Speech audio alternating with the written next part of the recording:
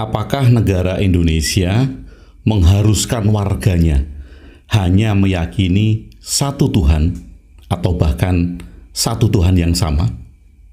Kalau gitu, negara memaksa dong ya, memaksa atas keyakinan warganya. Tapi benarkah begitu?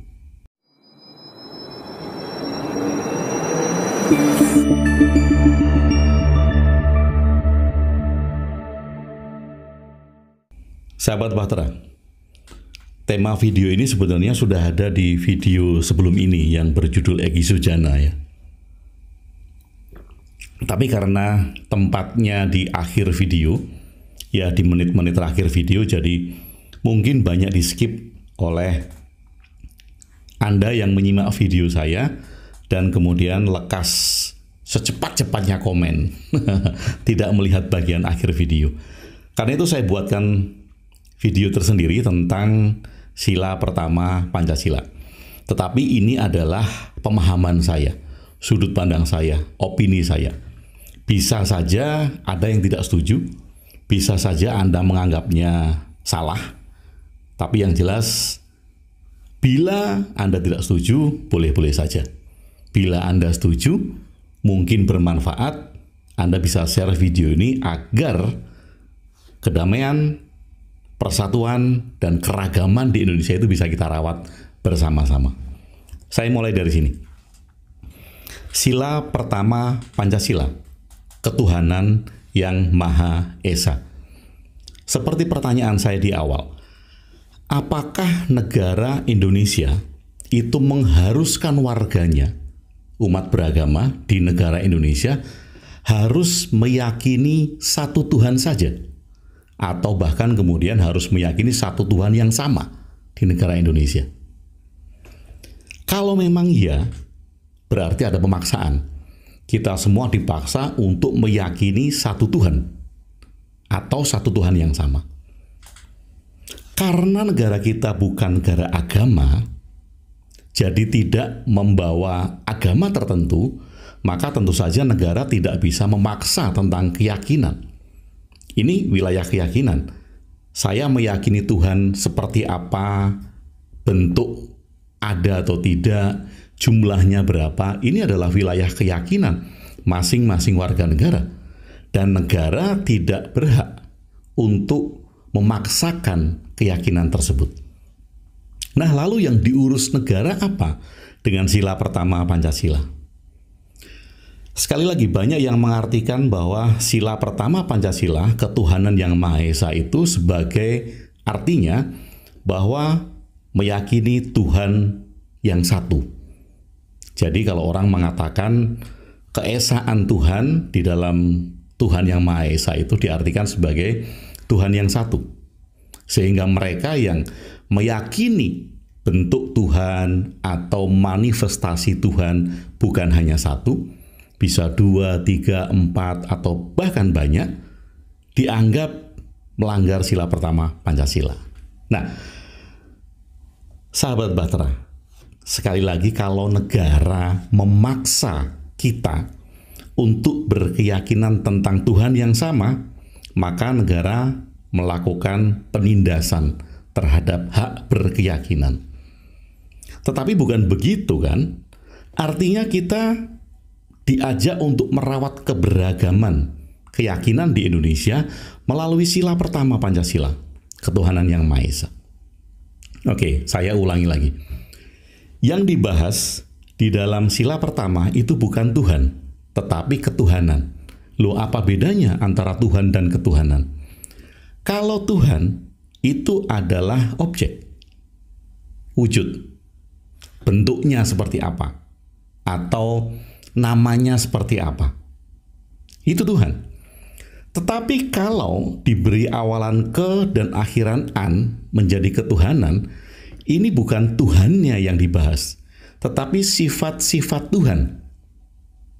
Ketuhanan yang maha, sifat-sifat mulia Tuhan. Karena maha, itu akar kata bahasa Sanskertanya adalah mulia.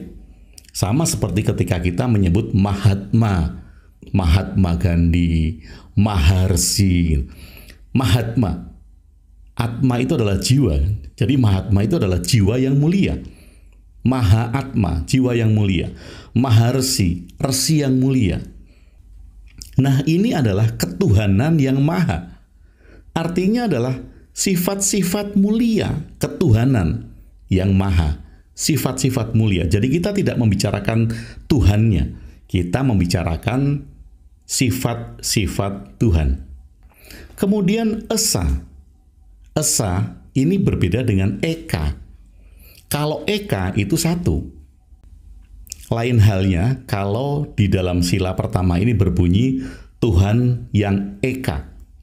Nah, itu adalah Tuhan yang satu.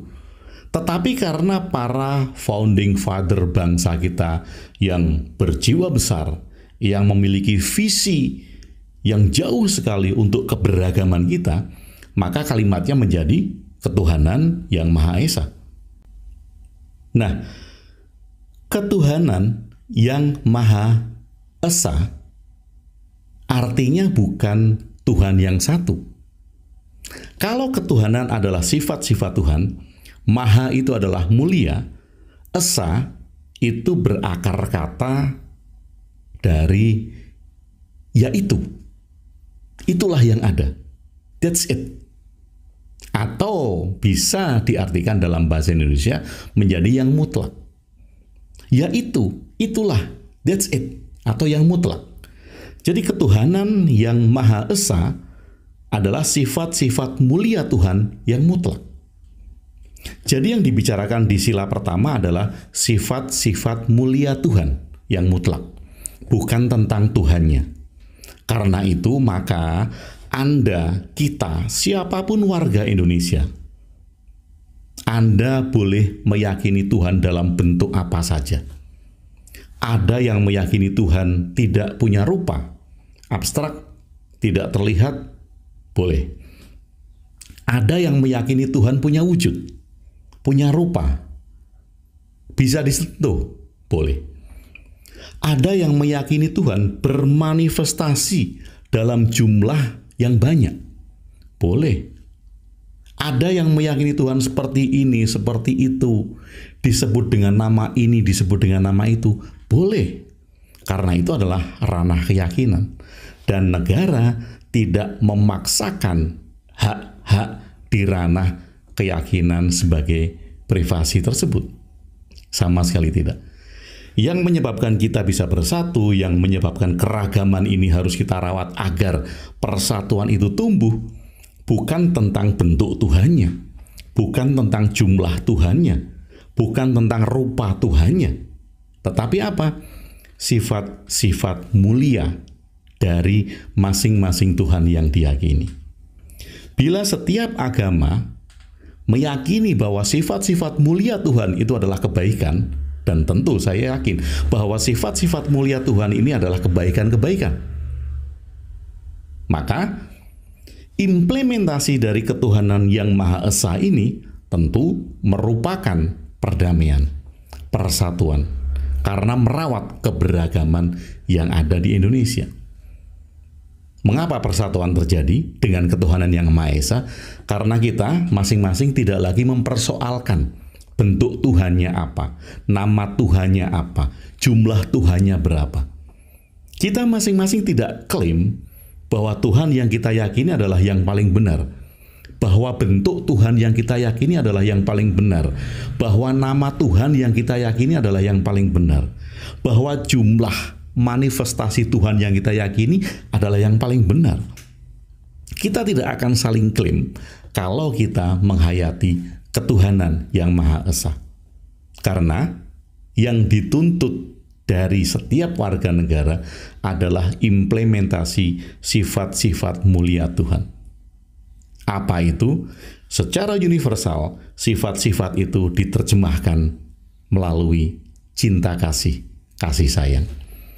Apapun tindakan kita yang didasari dengan cinta kasih, didasari dengan kasih sayang, tentu itu akan menumbuhkan persatuan dan kesatuan, akan merawat keberagaman di Indonesia.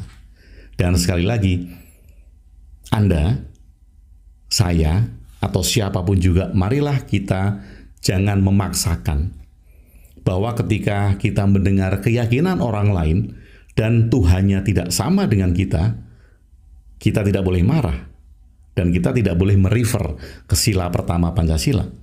Karena itu adalah hak keyakinan dia. Mungkin saja teman saya meyakini Tuhan yang abstrak. Mungkin teman yang lain meyakini Tuhan yang berwujud. Mungkin teman saya yang lain meyakini manifestasi Tuhan itu banyak. Dan itu sah, karena itu keyakinan masing-masing. Sahabat Batra, sekali lagi marilah kita rawat keberagaman ini. Kita mempunyai keyakinan yang beragam. Kita mempunyai keyakinan yang masing-masing kita yakini bahwa itu adalah benar dari sisi pribadi kita. Tetapi kebenaran yang kita yakini dari sisi pribadi itu janganlah dijadikan alat untuk menyalahkan keyakinan yang lain. Biarkan saja masing-masing dari teman-teman kita, sahabat-sahabat kita, warga di sekitar kita, seluruh masyarakat Indonesia mempunyai keyakinan dan meyakini keyakinannya sendiri-sendiri. Selama masing-masing dari kita mengimplementasikan sifat-sifat mulia Tuhan yang mutlak, kita akan damai, kita akan bersatu, dan kita tidak akan saling berebut tentang kebenaran. Kalau demikian, sahabat Batra, mari sama-sama kita rawat keberagaman ini, sama-sama kita junjung tinggi persatuan di Indonesia, dan sama-sama kita jaga negara kesatuan Republik Indonesia dari rongrongan oknum-oknum yang ingin negara kita terpecah belah. Kita dari dulu memang sudah beragam. Keyakinan kita sudah banyak. Dan dari keyakinan yang banyak itu sudah tentu meyakini Tuhan dalam wujudnya masing-masing. Meyakini Tuhan dalam manifestasinya masing-masing. Bisa berupa, bisa tak berupa, bisa bermanifestasi banyak, dan bisa saja. Semua ada di dalam keyakinannya.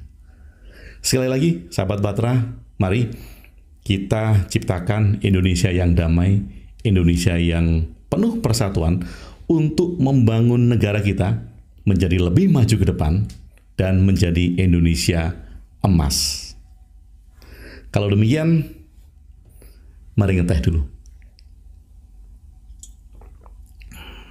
Terima kasih sudah bersama saya, Agung Ebe, di Ruang Diri. Salam cinta dan bahagia.